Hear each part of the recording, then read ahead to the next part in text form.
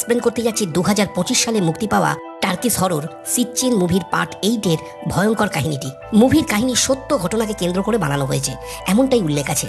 আমি পূর্বেই বলেছি সিচ্চিন সিরিজের প্রতিটা কাহিনী বিশ্বজুড়ে এক আতঙ্ক ছড়ানো ব্ল্যাক ম্যাজিক সম্পর্কিত হরর মুভি।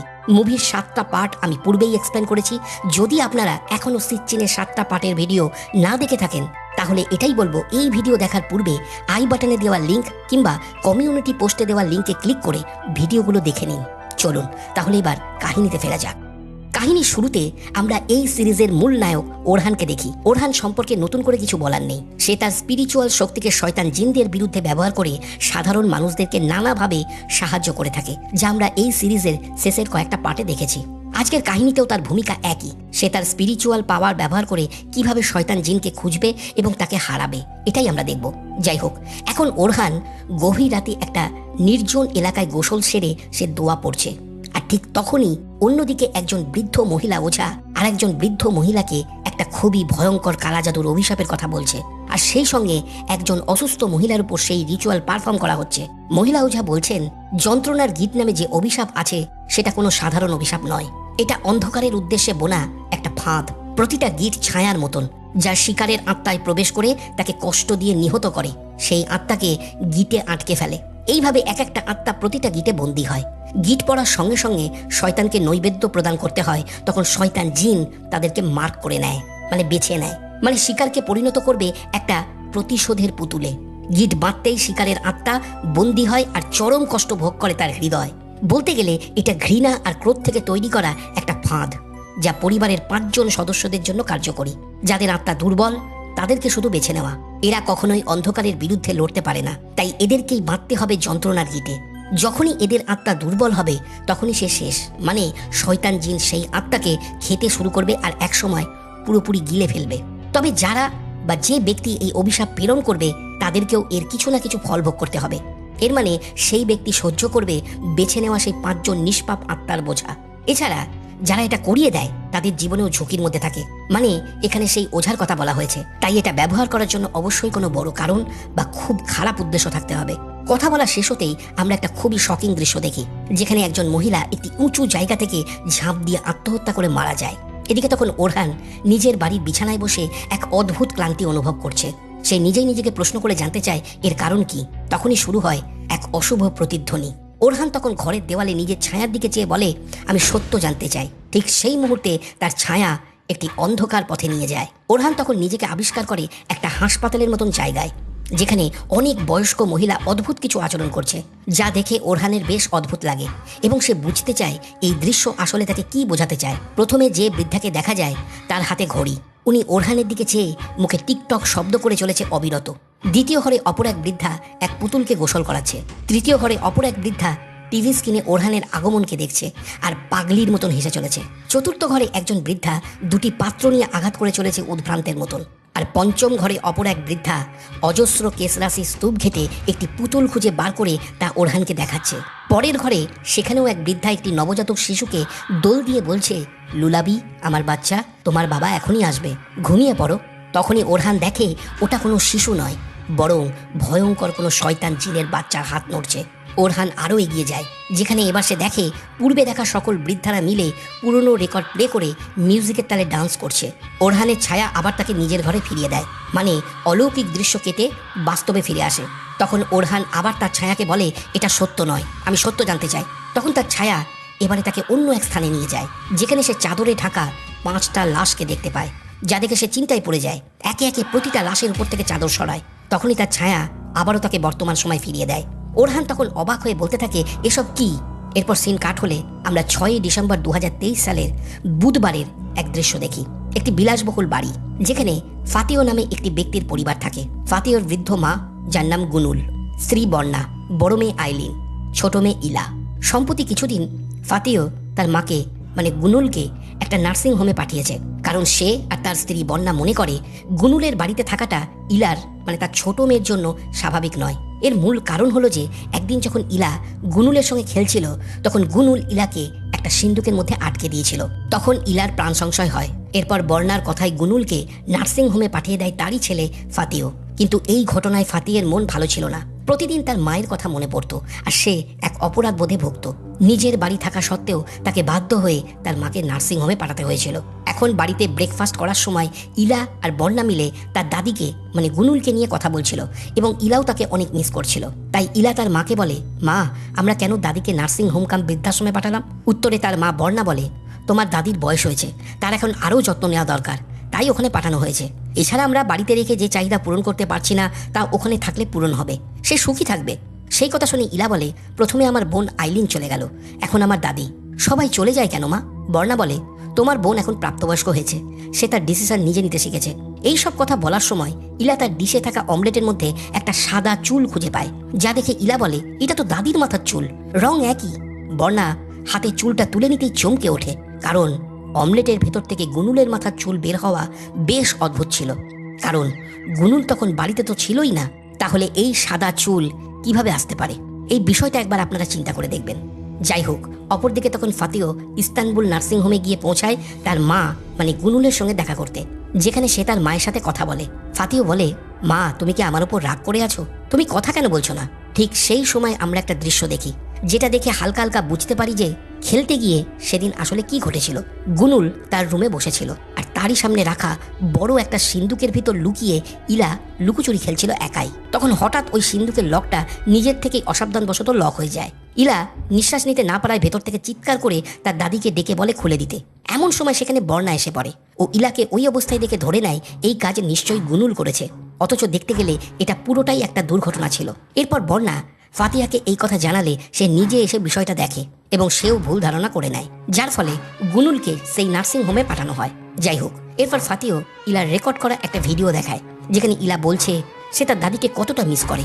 ভিডিও দেখে গুনুল একটু ইমোশনাল হয়ে যায়, কিন্তু পরক্ষণে সে হঠাৎ অদ্ভুত আচরণ ও চিৎকার করে ভিডিও বন্ধ করতে বলে। এরপর রাত হলে আমরা ফাতিওর বড় মেয়ে আইলিনকে দেখি, যে এখন তার বয়ফ্রেন্ড ম্যারেটের সাথে থাকে অন্য কোথাও। তারা তখন নিজেদের মধ্যে কথা বলছিল। কথার মাঝে আমরা জানতে পারি বর্তমানে আইলিন একটা ভালো জব খুঁজছে, কিন্তু পাচ্ছে না। তাই মেরট আইলিনকে নিজের কোম্পানিতে কাজ করার জন্য অফার দেয়, কিন্তু আইলিন চায় সে নিজের যোগ্যতায় চাকরি খুঁজতে। তখন মেরট আইলিনকে বলে যে তোমার বাবা ফাতিও গতকাল এসেছিল আমার কোম্পানির বাইরে, দেখা হলে উনি আমাকে জিজ্ঞাসা করলো আমি তোমাকে ঠকাচ্ছি কিনা অন্য মেয়েদের সঙ্গে সম্পর্ক রেখে। কথাটা শুনে আইলিন রেগে যায়। সে বলে ফাতিও মানে তার বাবার উচিত হয়নি মেরেটের ব্যাপারে এসব কথা বলা। যাই হোক, এদিকে তখন ফাতিও তার স্ত্রী বর্ণার সাথে কথা বলছিল গুনুলের বিষয়। ফাতিও বলে মাকে নার্সিংহোমে রেখে আসাটা তাদের একটি ভুল ছিল, উনি ওখানে একা। এদিকে এই বাড়িতে মায়ের জন্য একটা আলাদা রুম আছে, তা সত্ত্বেও আমরা তাকে দূরে করে রেখেছি। আমি মায়ের রুমে গেলে কষ্ট পাই, যেন মনে হয় মা তার বিছানায় বসে আমারই দিকে তাকিয়ে আছে। উত্তরে বর্ণা বলে, সবে মাত্র 2 সপ্তাহ হয়েছে তোমার মা সেখানে গেছে, আর কিছুদিন সময় দাও, তখন এই বিষয়টা অভ্যস্ত হয়ে যাবে। যদিও এই বিষয়ে তার নিজের মনও খারাপ, কিন্তু তাদের আর কোনো উপায় নেই। সে নিজের মেয়ের জীবন কখনোই ঝুঁকিপূর্ণভাবে রাখতে পারে না, যদিও আসলে এমন কিছুই হয়নি, সেটা একটা দুর্ঘটনা ছিল। অপরদিকে ঠিক সেই সময় আমরা দেখি অজ্ঞাত কাউকে, যে নার্সিংহোমের করিডর দিয়ে গুনুলকে হুইল চেয়ারে বসিয়ে লুকিয়ে নিয়ে যাচ্ছে বেসমেন্টের দিকে, যেখানে বসেছিল কাহিনীর প্রথমে দেখা সেই বৃদ্ধা ওঝা। সেখানে গুনুল এসে পড়লেই কালাজাদুর রিচুয়াল শুরু হয়ে যায়, যার নাম ছিল যন্ত্রণার গিটরূপী অভিশাপ। ওঝা রিচুয়াল চলাকালীন সময় গুনুলের পায়ের 5 আঙুলে চুল দিয়ে গিট মারতে থাকে। প্রতিটা গিটের সাথে তার পরিবারের 5 জন সদস্যদের ছবির উপরে আলাদা আলাদা করে রক্তের দাগ টেনে তাদেরকে চিহ্নিত করতে থাকে। আর এই রিচুয়াল আরও সহজ হয়ে যায়, কারণ তখন গুনুলের মনে তার পরিবারের সকলের উপর তার ঘৃণা জন্ম নিয়েছিল। এক একটা গিটের সাথে একটা করে শয়তানের চিহ্ন আঁকা কার্ড এবং পুতুলকেও বেছে নেওয়া হয়। তখনই আমরা সেই ব্যক্তিদের মানে যাদের উপরে এই ক্রিয়া হচ্ছে তাদের বৃদ্ধরূপে যে কষ্ট ভোগ করবে তার একটা ঝলকও আমরা দেখি। এরপর গুনুলের মুখ লাল চাদর দিয়ে ঢেকে দেওয়া হয়। তখন একে একে 5 জন সদস্য মানে যারা তার পরিবারের অংশ তারা বৃদ্ধ রূপে গুনুলের চেয়ারের পাশে এসে পড়ে। অপরদিকে সেই সময় বাড়িতে ফাতিওর ঘুম ভেঙে যায় একটা ভারী হেঁটে চলা পায়ের শব্দে। অল্পক্ষণ পরে সে নিজের মা মানে গুনুলের ভয়ঙ্কর রূপকে এগিয়ে আসতে দেখে। সে মা বলে ডাকতেই পাশে শুয়ে থাকা বর্ণা হঠাৎ এক ভয়ঙ্কর জিনের রূপ নিয়ে ফাতিওর বুকের উপর ঝাঁপিয়ে পড়ে ভয় দেখাতে থাকে। তখনই ফাতিও ঘুম থেকে জেগে ওঠে, এর মানে সে এতক্ষণ দুঃস্বপ্ন দেখছিল। এরপর সে গুনুলের হাসি ও ফিসফিসানির ডাক শুনলে পৌঁছে যায় গুনুলের বন্ধ রুমে। যেখানে সে জিনরূপী ইলাকে দেখতে পায়, যার পাশে বসেছিল গুনুলের জিনরূপী এক ভয়ঙ্কর মূর্তি। ফাতিওকে আসতে দেখে জিনরূপী ইলা বলে ওঠে, কেন আমার দাদিকে একা সেখানে রেখে এলে? কেন সে তার নিজের রুমে থাকতে পারলো না? আমি সকাল পর্যন্ত দেওয়ালের দিকে চেয়ে আছি, কেন আমাকে অপরিচিতদের মধ্যে একলা রেখে এলে? তখনই ফাতিওর একেবারে সামনে এসে দাঁড়ায় গুনুল। ফাতিও প্রচণ্ড ভয়ে চিৎকার করতে থাকে। সেই সময় বার্না এসে ফাতিওকে সামলায় আর তার চেতনা ফিরিয়ে আনতে সাহায্য করে। চেতনা ফিরলে ফাতিও দেখে সেখানে আদতে কিছুই ছিল না। এই সূত্রে বলে রাখি, আমরা জানি যে আসলে কালা জাদুর ক্রিয়া হয়ে থাকলে জিন এভাবেই তার কাজ শুরু করে। অপরদিকে সেই সময় আইলিন জেগে ওঠে। আমরা দেখি সে লিভিং রুমেই ঘুমিয়ে পড়েছিল আর তার পাশে বসে বয়ফ্রেন্ড ম্যারেট তখন ল্যাপটপে তার নিজের কাজ করছিল। এরপর আইলিন ওয়াশরুমে যায়। তখন সে কোমরে ব্যথা অনুভব করলে আয়নার সাহায্য নিয়ে দেখে সেখানে কিছু ঘায়ের সৃষ্টি হয়েছে। সে ম্যারেটকে ডাকে।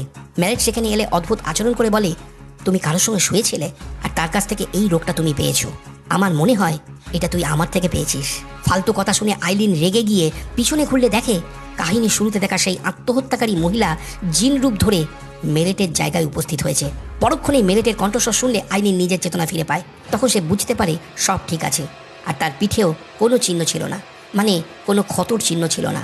এদিকে সেই রাতেই ওরহান তার ভিশন নিয়ে ভাবছিল এবং তার নিজের ছায়ার মাধ্যমে দেখতে চাচ্ছিল আসলে কি ঘটেছে। তাই সে দেওয়ালে নিজের ছায়ার দিকে তাকিয়ে আবারও সে পৌঁছে যায় সেই নার্সিংহোমে।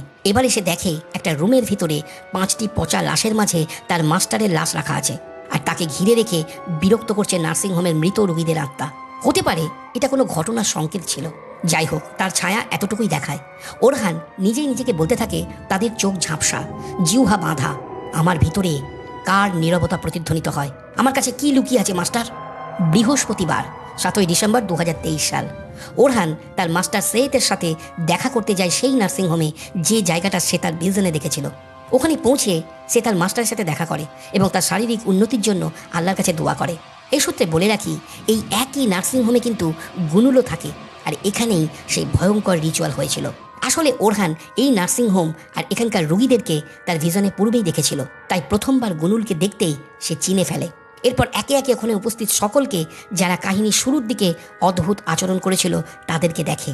এমন সময় সে তার ভিশনে দেখা মাস্টারের লাশের কথাও মনে করে, আর সেই মুহূর্তে ওরহানের মনে পড়ে তার মাস্টারের বলা কথাগুলো। উনি বলেছিলেন যে অন্ধকারের মুখোমুখি হতে গেলে গুরুত্বপূর্ণ বিষয় হলো নিজের হৃদয়ের বিশ্বাসকে আলোকিত করা, আর এটা করতে গেলে নিজেকে শক্তিশালী করতে হবে।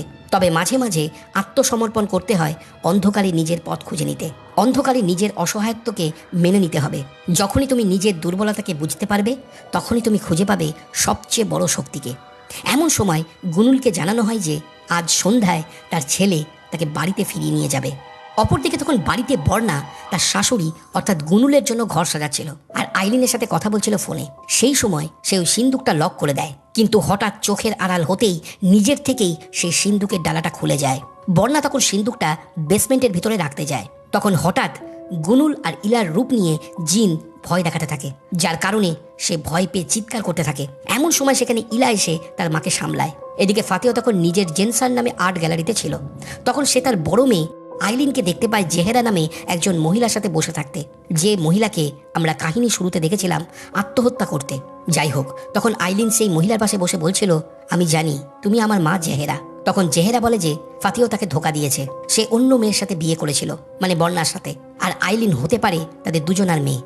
অর্থাৎ যদি তাদের সম্পর্ক জুড়ে যেত তাহলে সেই হতো তাদের সন্তান। কিন্তু ফাতিও যা করেছে তার সাথে এখন ঠিক তাই হবে ওর মেয়ের সাথেও, অর্থাৎ আইলিনকেও ভালোবাসার কারণে ঠকতে হবে। আর এই কথা শুনতেই ফাতিও বেশ ভয় পেয়ে যায়, কিন্তু পর মুহূর্তেই তার চেতনা ফিরে আসে। সে বুঝতে পারে এটা তার একটা দুঃস্বপ্ন ছিল। এর মানে সবকিছু ওই অভিশাপের কারণেই ঘটছিল, যা শয়তান জিন ফাতিওকে দেখাচ্ছিল। অপরদিকে তখন আইলিন তার বয়ফ্রেন্ড ম্যারেটের সাথে সিনেমা দেখতে গিয়েছিল। মুভি শুরু হওয়ার কিছুক্ষণ পর হঠাৎ আইলিন চারিপাশে তাকালে দেখে পাশের সকল চেয়ারে কাফন জড়ানো লাশ বসে আছে, আর ম্যারেটের সামনে জিন জেহেরার ভয়ঙ্কর রূপ ধরে এসে বলছে, তুই আইলিনের সঙ্গে প্রতারণা করেছিস, ঠিক যেমনটা করেছে আমার সাথে ফাতিও।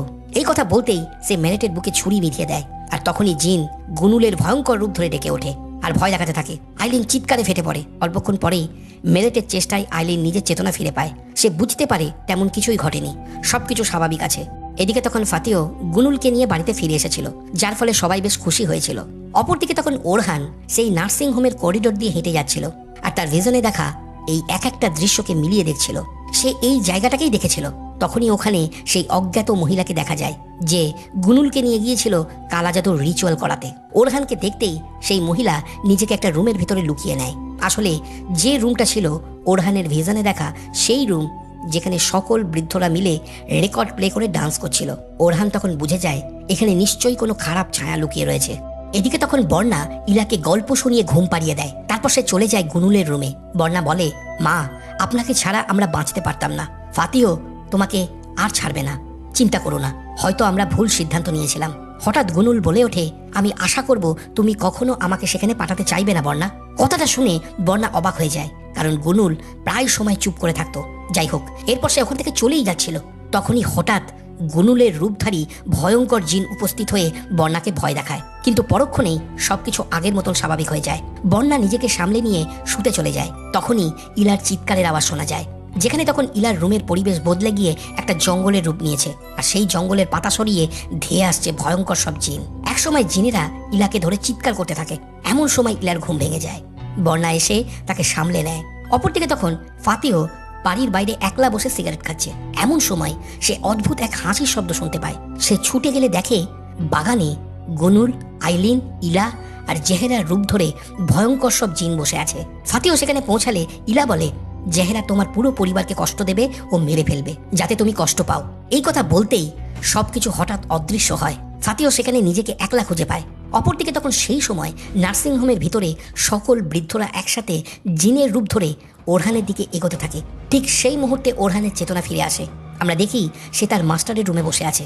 অন্যদিকে আবার আইলিন তখন তার বাড়িতে শুয়েছিল, আর সে তার বাবা ফাতিহর এবং তাদের মধ্যে হওয়া তর্কের কথাগুলো চিন্তা করছিল। সময়টা হলো যখন সে ম্যারেটের সাথে শিফট হওয়ার প্ল্যান করেছিল, কিন্তু ফাতিহ এটা একদম মানতে চায়নি। তাই তাদের মধ্যে বেশ ঝগড়া হয়েছিল। এই সব কথা ভাববার সময় হঠাৎ কোথা থেকে যেন একটা মাছি ঘরে প্রবেশ করে।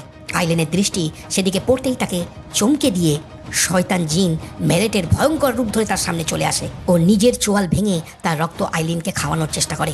তখনই পাশে শুয়ে থাকা ম্যারট ঘুম থেকে জেগে ওঠে এবং আইলিনকে সামলে নেয়। শুক্রবার 8ই ডিসেম্বর 2023 সাল ভোরবেলা ম্যারট বেরিয়ে পড়ে নিজের কাজের উদ্দেশ্যে। এরপর আইলিনের ঘুম ভাঙলে সে আবারও দেখে গতকাল রাতে সেই মাছিটাকে, যেটা উঠতে উঠতে একসময় ড্রয়ারের কাছে গিয়ে বসে। আইলিন সেই দেখে ড্রয়ার খুললে একটা স্কেচ বুক খুঁজে পায়, যেটা ছিল ম্যারটের। স্কেচবুকে বিভিন্ন মেয়েদের ছবি আঁকা ছিল, যা দেখে আইলিন এটাই বোঝে যে ম্যারট তাকে ঠকাচ্ছিল। আসলে সে পিঠ পিছনে অনেক মেয়েদের সঙ্গে সম্পর্ক চালিয়ে যাচ্ছিল। এর মানে পূর্বে জেহেরার রূপ ধরে জিন যে কথা বলেছিল, অর্থাৎ আইলিনের সঙ্গেও একই প্রতারণা হবে যেমনটা তার সঙ্গে করেছিল ফাতিও। এই সব কথা চিন্তা করে আইলিন মানসিকভাবে অনেক কষ্ট পেতে থাকে। আসলে এই জন্যই সে তার বাবার সঙ্গে একটা সময় ঝগড়া করেছিল। অপরদিকে তখন সেই নার্সিংহোমের ভিতরে আমরা কাহিনী শুরুতে দেখা অজ্ঞাত বৃদ্ধ মহিলাকে আবারও দেখি, যে তখন তার মেয়েকে মনে করে কান্নাকাটি করছিল। এই সূত্রে বলে রাখি, এই মহিলার নাম সাদেত, আর ইনার মেয়ে হলো জেহেরা, যাকে আমরা কাহিনীর শুরুতে আত্মহত্যা করা অবস্থায় দেখেছিলাম, মানে যাকে ফাতিহ ঠকিয়েছিল। সাদেত ফাতিহ এবং তার পরিবারকে মানতেন, এমনকি ভালোভাবেই চিনতেন। এতটা জানতেই আমরা বুঝতে পারি এখানে যে ভয়ঙ্কর অভিশাপ দেওয়া হয়েছিল তার কারণ কি ছিল। কেন গুনুলকে নার্সিংহোমে রেখে যাওয়ার পর তার মনে সাদেত বিষ ঢুকিয়ে দিয়েছিল। দেখতে গেলে যদি প্রতিশোধ নেওয়ার ছিল, তাহলে সেটা ছিল শুধুমাত্র ফাতিহের উপর। তাই এখানে গুনুল ছিল শুধু একটা মাধ্যম। আর সবচেয়ে বড় কথা হলো, যে মহিলা ওঝাকে আমরা দেখেছিলাম সেও কিন্তু জেহেরার পুরনো পরিচিত ছিল, আর জেহেরার মৃত্যুতে উনিও কম দুঃখ পায়নি। তাই ওঝা সেই ভয়ঙ্কর অভিশাপের ফল গ্রহণ করতে রাজি হয়েছিল। কিন্তু জেহেরা বেঁচে থাকতে সে কখনোই চায়নি কারোর কোনো ক্ষতি করতে। সে অনেক দয়ালু এবং নিষ্পাপ মেয়ে ছিল। সে চাইতো না তার ব্যথা বা কষ্ট সম্পর্কে কেউ জানুক, কিন্তু তাকে যারা ভালোবাসতো তারা কিছুতেই মেনে নিতে পারছিল না। তাই ওঝা এবং সাদেত মিলে এই ভয়ঙ্কর খেলাটা শুরু করে ফাতিহর পরিবারকে শেষ করে দেওয়ার জন্য। যাই হোক, এদিকে তখন বাড়িতে বর্ণা রান্না করছিল। সেই সময় প্রয়োজনে ফ্রিজ খুললে হঠাৎ একটা গিট দেওয়া চুলের অংশ মেঝেতে এসে পড়ে। বর্ণার সন্দেহ হলে সে আবারও ফ্রিজ খোলে। তখনই সে দেখে ভিতরে ইলা কিছু মৃত রক্তমাখা নবজাতক শিশুকে কোলে নিয়ে বসে আছে। একসময় সে ভয়ঙ্করভাবে চেয়ে চিৎকার করে ওঠে, যা দেখে বর্ণা খুবই ভয় পেয়ে মেঝেতে পড়ে যায়। কিন্তু পরক্ষণেই আবার সবকিছু স্বাভাবিক হয়ে যায়। এরপরেই সে ইলা আর গুনুলের কণ্ঠস্বর শুনতে পায়, যেখানে ইলা গতকাল রাতে দেখা সেই জঙ্গলের স্বপ্নের কথা বলছিল তার দাদিকে। সে বলে, আমি তোমাকে এবং মাকে দেখেছিলাম একটা ভুট্টা ক্ষেতের জঙ্গলে, যেখানে অন্য একজন মহিলাও ছিল যাকে আমি চিনি না। তোমরা সকলে মিলে আমাকে ভয় দেখাচ্ছিলে, তখন তোমাকেও বেশ ভয়ঙ্কর লাগছিল দাদি। এদিকে বর্ণা তখন সেই কথাগুলো শুনতে শুনতে উপরের ঘরে পৌঁছে গেছে। যেখানে ইলা আর গুনুল মিলে পিয়ানো বাজাচ্ছে, যদিও তারা আসলে সেখানে ছিলই না। মানে যা ঘটছিল সেগুলো সবই শয়তান জিন বর্ণাকে দেখাচ্ছিল। অন্যদিকে তখন রাত হয়েছে, ম্যারট নিজের কাজের জায়গা থেকে ফিরেছে, আর আইলিন সেই স্কেচবুক নিয়ে বসে আছে। তখনও সে একইভাবে আঁকাগুলোকে দেখে চলেছে। যা দেখে ম্যারট জিজ্ঞাসা করে, এগুলো কি তুমি এঁকেছো? যা শুনে আইলিন আরও রেগে যায়। এদিকে ম্যারট পানি আনার জন্য রান্নাঘরের দিকে চলে যায়। অল্পক্ষণ পর আইলিন রান্নাঘরে গেলে দেখে বাড়ির বাইরে ম্যারট ফাতির সঙ্গে বসে কথা বলছে আর হাসছে। তারা মজা করে বলছে যে আইলিন কখনো মা হতে পারবে না, আর ম্যারট অন্য মেয়েদের সাথে সম্পর্ক করে চলেছে, যার কারণে সে এই রোগে আক্রান্ত হয়েছে। এখন সেই রোগ আইলিনের শরীরেও ছড়িয়ে পড়েছে। এই সব কথা শুনে আইলিনের মাথা ঘুরে যায়, সে খুব চিন্তিত হয়ে পড়ে। তখনই পিছন থেকে ম্যারট চলে আসে। আইলিন তখনও একইভাবে ভয় পাচ্ছে। ম্যারট তাকে বুঝিয়ে শান্ত করার চেষ্টা করে, কিন্তু আইলিন থামে না, সে হাতে ছুরি তুলে নেয়। এদিকে আমরা দেখি আইলিনের দৃষ্টি দিয়ে আসলে সে ম্যারটের জায়গায় তখন এক ভয়ঙ্কর জিনকে দেখছিল, তাই সে ম্যারটের বুকে ছুরি বসিয়ে দিয়ে হত্যা করে। ম্যারট মারা যেতেই আইলিন নিজের চেতনা ফিরে পায়। একে একে তার মনে পড়তে থাকে সে যখন অসুস্থ হয়ে পড়েছিল তখন সে নিজেই এই স্কেচবুকে ছবিগুলো এঁকেছিল ও ড্রয়ারে সেটা রেখে দিয়েছিল। এর মানে ম্যারট কখনোই তাকে ঠকায়নি, অর্থাৎ এই সব ঘটনা ওই অভিশাপের কারণেই ঘটছিল যা শয়তান জিন করাচ্ছিল। আর এই ঘটনার পিছনে ফাতিওর চিন্তাধারাও কোনো না কোনোভাবে জড়িত ছিল, যেটাকে কাজে লাগিয়েছিল শয়তান জিন। আসলে ফাতিও বিশ্বাস করত কোনো পুরুষ দেখতে ভালো হলেই সে নিশ্চিত কোনো মহিলাকে ঠকাবে, কারণ তার নিজের প্রকৃতি এমনই ছিল। এবং এই সন্দেহটাই আইলিনের মনে ছিল, যার সুযোগ নিয়েছিল জিন। এদিকে তখন বাড়িতে ইলা নিজের রুমে খেলছে। বর্ণা সেই দেখে গুনুলের রুমের দিকে যায়। তখন সে শুনতে পায় গুনুল নিজের মনেই বলে চলেছে একটা কথা। সে বলছে, জেহেরা অকারণে মারা গেল, জেহেরা অকারণে মারা গেল। এই দেখে বর্ণা ফাতিওর সঙ্গে কথা বলার জন্য যায়। সে বলে, তোমার মা ফিরে আসার পর এই বাড়িতে অদ্ভুত কিছু ঘটছে। আচ্ছা, জেহেরাকে? নামটা শুনতেই ফাতিও চমকে ওঠে। তখনই তার ফোনে আইলিনের একটা মেসেজ আসে, যেখানে সে একটা লোকেশন দেখিয়ে তার বাবাকে মানে ফাতিওকে আসতে বলে। ফাতিও মেয়ের সঙ্গে দেখা করতে চলে যায়। অপরদিকে তখন নার্সিং হোমের ভিতরে ওরহান তার মাস্টারের সামনে বসে বলে, আমাকে ক্ষমা করবেন, আমার যত কষ্ট হোক না কেন আমি জানতে চাই শয়তান জিন এখন কোথায় আছে। এই কথা বলে সে তার মাস্টারের মাথায় হাত রাখে আর বলে, আমাকে তার মুখ দেখাও। তখনই তার ভিশনে মাস্টার আঙুল তুলে গুনুলকে দেখায়। এরপর ওরহান সেই নার্সিং হোমে গুনুলের রুমে যায়, যেখানে পৌঁছালে সে সবকিছু দেখতে পায় একটা ভিশন হিসেবে। এদিকে তখন বাড়িতে বর্ণা গুনুলের কাছে যায়। সে দেখে গুনুল ফাতিওর সম্পর্কে গোপন কিছু কথা বলছে ইলাকে। বর্ণা ইলাকে সঙ্গে সঙ্গে নিজের রুমে যেতে বলে, আর সে গুনুলকে বলে, মা আপনি এসব কি বলছেন? তখন গুনুল এই কাহিনীর আসল সত্যটা বলে দেয়, আর এখানেই কাহিনীর আসল গল্প আমরা জানতে পারি। গুনুল বলে, তুমি কি জানো ফাতিওর বাগদত্তা ছিল জেহেরা? তোমাকে বিয়ে করার আগে জেহেরার একটাই স্বপ্ন ছিল ফাতিওর সঙ্গে সুখের বাড়ি বানিয়ে তার বাচ্চাকে নিয়ে থাকা। কিন্তু ফাতিও জেহেরার সাথে বাগদান করলেও তখন সে অন্য নারীদের সাথে প্রতারণা করে চলেছে। একদিন ফাতিও সেই কারণে একটা নোংরা রোগে আক্রান্ত হয় সেই নারীদের একজনের কাছ থেকে। এরপর সে সেই রোগের জীবাণুগুলোকে জেহেরা শরীরে প্রেরণ করে। এতে ফাতিও সুস্থ হয়ে যায়, কিন্তু সেই রোগে আক্রান্ত হয়ে জেহেরা শরীর পচে যায়। সে তার আশা হারিয়ে স্বপ্নকে কবরে দিয়ে দেয়। যখন সে শুনেছিল সে সন্তান ধারণ করতে পারেনি সেই রোগের কারণে, তখন জেহেরা ফাতিওর কাছে সাহায্য চায়। অপরদিকে তখন ফাতিও জানতে পারে যে জেহেরা মা হতে পারেনি। তখন ফাতিও বলে তার জীবনে অন্য মেয়ে আছে। এই কথা বলে সে জেহেরাকে ছেড়ে চলে যায়, আর সেই মেয়েটি ছিল তুমি, বর্ণা। হ্যাঁ, ঠিক তাই। আর এই প্রতারণায় জেহেরা পুরোপুরি ভেঙে পড়ে। এরপর সে একটা চিঠি লিখে সে নিজেকে শেষ করে ফেলে। আর এখানেই পরিষ্কার হয়ে যায় কাহিনী শুরুতে যে মেয়েটি আত্মহত্যা করেছিল সে ছিল জেহেরা। আর সবচেয়ে বড় কথা হচ্ছে জেহেরা শেষ হয়ে গিয়েছিল ফাতিও আর বর্ণার বিবাহের দিনে। এরপর গুনুল আরও বলে যে জেহেরা মৃত্যুর আগে একটা চিঠি লিখে গিয়েছিল তার মাকে, মানে সাদেতকে। অপরদিকে এই কথাগুলো জেহেরা শুধু তার মাকেই লিখেছিল। সে কখনোই চায়নি তার কষ্টের কথা অন্য কেউ জানুক। কিন্তু সাদেত এই কষ্টকে চাপা দিতে পারেনি, বরং আগুন রূপে বেরিয়ে এসেছে। অনেক বছর পর যখন সে আমার সাথে দেখা করলো নার্সিং হোম কাম বৃদ্ধাশ্রমে, তখন সে এই পরিবারকে যন্ত্রণা দেওয়ার জন্য শয়তানের দ্বারা বেঁধে ফেলে সকলকে। তুমি কি জানো ফাতিও তোমার সঙ্গেও অনেকবার প্রতারণা করেছে? এখন জেহেরার মা সাদেত আমাদের সবাইকে এক রিচুয়ালের মাধ্যমে অভিশাপ দিয়েছে। আইলিন, ইলা, তুমি, আমি এবং ফাতিহর উপর আমরা সবাই অভিশপ্ত। তোমার মেয়েও অভিশপ্ত।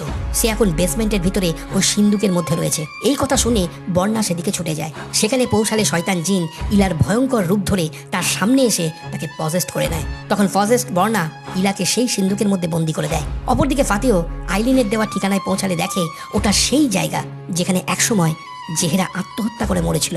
তখনই ফাতিহর চোখের সামনে আইলিন একইভাবে জেহেরার মতন উপর থেকে লাফ দিয়ে নিজের জীবন শেষ করে, যা দেখে ফাতিহ পুরোপুরি ভেঙে পড়ে। তার কর্মের ফল সে পেয়েছে, এটা সেই জিন তাকে দেখা দিয়ে বুঝিয়ে দেয়। অপরদিকে তখন সেই নার্সিংহোমের ভিতরে জেহেরার মা মানে সাদেত এই পুরো ঘটনাগুলোকে তার স্বপ্নের ভিতরে দেখতে পাচ্ছিল। এরপর যখন তার ঘুম ভাঙে তখন হঠাৎ তার সামনে জিন জেহেরার ভয়ঙ্কর রূপ ধরে চলে আসে, যা এই অভিশাপের একটা অংশ ছিল। পূর্বেই বলা হয়েছিল যে এই অভিশাপ যে প্রেরণ করবে সে নিজেই একসময় শেষ হয়ে যাবে, তাই শয়তান জিন সাদেতকেও মেরে ফেলে। আর এটাই হলো এই অভিশাপের খুঁটিনাটি বিষয়, যে এটা করায় জিন তাকেই খেয়ে ফেলে।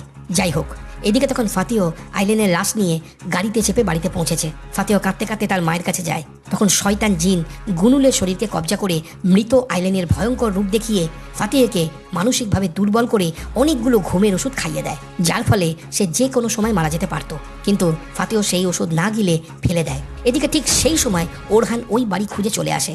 সে তখনও বোঝার চেষ্টা করছে এখানে আসলে কি লুকিয়ে আছে, কেন এখানে এত অন্ধকার। বাড়ির সীমানায় পা রাখতেই ভয়ঙ্কর জিন বলে ওঠে, কেন তুই তোর মাস্টারকে একা রেখে এখানে এসেছিস? তুই ভয় পাচ্ছিস না? ওরহান কোনো কথা শোনে না, বরং ভিতরে গিয়ে আইলিনের লাশকে পড়ে থাকতে দেখে ও বুঝে যায় এই বাড়ি এখন একটা কবরে পরিণত হয়েছে। এরপর সে গুনুলের কাছে যায় ও বলে, তোর ভিতরে কি লুকিয়ে আছে? এই কথা বলে সে গুনুলের 2 কান চেপে ধরে। তখন জিন বলে, মনে রাখিস তোর মাস্টারকে এই যন্ত্রণার কীটে বেঁধে রাখা আছে। তুই যাদেরকে ভালোবাসিস অন্ধকার তাদেরকে চিনে নিয়েছে। ওরহান তবুও ভয় না পেয়ে বলে, তোর মধ্যে কি আছে? তোর বিশ্বাস মোমবাতির মতন, আমার সাথে কথা বল শয়তান। এই কথা বলেই সে গুনুলের মাথায় হাত রাখে আর বলে, আমাকে সত্যটা দেখাও। জিন তখন দেখায় তার মাস্টারের আত্মাকে কিভাবে জিনের জগতে তারা কষ্ট দিচ্ছে। ওরহান নিজের হাত সরিয়ে নেয় আর বলে, আমার মনিবকে কষ্ট দিও না, তাকে যেতে দাও। কেন তাকে ব্যবহার করছো? এরপর ওরহান আল্লাহর কাছে প্রার্থনা করে বলে, হে আল্লাহ, কেন আমার মনিবের ক্ষতি হচ্ছে? কেন? তখনই আল্লাহ দেখিয়ে দেন যে জিন যা দেখিয়েছে সবই হলো মিথ্যা। তার মনিবের আত্মা জিনের জগতে বন্দী নেই। এবারে ওরহান আর কিছু না ভেবে আল্লাহর উদ্দেশ্যে বলে, তোমার আলোয় আমার পথ খুলে দাও। সঙ্গে সঙ্গে সে জিনের জগতে প্রবেশ করে। জিন ওরহানকে বলে, তুমি স্বীকার করো তোমার বিশ্বাস আর শক্তিশালী নেই। ওরহান বলে, এই পরিবার থেকে আপনি কি চান? জিন বলে, তুই কি মনে করিস নিজেকে তুই আত্মার রক্ষক? তুই এখন অনেক দূরে তোর আল্লাহর কাছ থেকে, তোর আত্মাকে কেড়ে নিয়েছি। আসলে ওরহান যেহেতু জিনের জগতে প্রবেশ করেছে তাই জিনেরা এটা মনে করে। জিন আবারও বলে, চারিপাশে তাকিয়ে দেখ, এখানে কেউ নেই যে তোকে সাহায্য করবে, এখানে ছায়া ছাড়া তোর আর কিছুই নেই। উত্তরে ওরহান বলে, আপনি কি মনে করেন আমাকে এই সব নোংরা কথা বলে আটকে রাখতে পারবেন? আপনার ক্ষমতা শুধুমাত্র তাদের জন্য যারা আপনাকে ভয় পায়। জিন ভয় দেখিয়ে বলে, তুই প্রতিদিন অন্ধকারে ডুবে যাবি, এই পরিবার থেকে দূরে থাক। এই পরিবারের ভাগ্য পূর্বেই সিল করা হয়েছে। ওরহান বলে, এই সিল তখনই শক্ত হয় যখন সেখানে মিথ্যার স্পর্শ থাকে। আপনি কে? এই শরীরে কি করছেন? জিন তখন আবারও দেখায় ওরহানের মনিবকে, যে তখন কষ্টে কাতরাচ্ছে। জিন বলে, তুই তোর আত্মাকে মনিবের হাতে তুলে দে, আর তা না হলে এই জায়গা ছেড়ে চলে যায়। ওরহান বলে, আমার মনিব আমাকে উদ্ধার করবে না এই অন্ধকার থেকে। সেই কথা শুনে জিন বেশ খুশি হয়। এদিকে ওরহান তার স্পিরিচুয়াল শক্তির দ্বারা পৌঁছে যায় তার মনিবের কাছে। তখন তার মনিব হেসে ওরহানের কাঁধে হাত রেখে বুঝিয়ে দেয়, অন্ধকারের বিরুদ্ধে এবার তোমার লড়াই করার সময় এসেছে। তখন ওরহান আর কোনো কিছুতে ভয় না পেয়ে আল্লাহকে ডাকতে থাকে। আকাশের কালো অন্ধকার মেঘ ছিঁড়ে পাখিরা উঠতে শুরু করে। জিন চিৎকার করতে থাকে। ওরহান চিৎকার করে বলতে থাকে, আল্লাহ আমাদের সঙ্গে আছে, উনি কখনোই আমাদের থেকে মুখ ফিরিয়ে নেবেন না। আমার প্রভু আপনার আগুনে আমাদেরকে পরিত্যাগ করবে না। প্রভু আমাকে সাহস দিন, তোমার আলোয় আলোকিত করো আমাদের পথ। এই কথা বলে সে নিজের ভিতরে শক্তিকে জাগিয়ে তোলে ও সেই জিনকে সিজ্জিনের অন্ধকার গর্তে পাঠিয়ে দেয়। জিন গুনুলের শরীর ছাড়তে বাধ্য হয়, কিন্তু তখনও দেখা যায় সেই বাড়ির বেসমেন্টে বর্ণা জিনগ্রস্ত অবস্থায় সিন্ধুকের উপর বসে আছে, আর সিন্ধুকের ভিতরে ইলা দম গুনছে।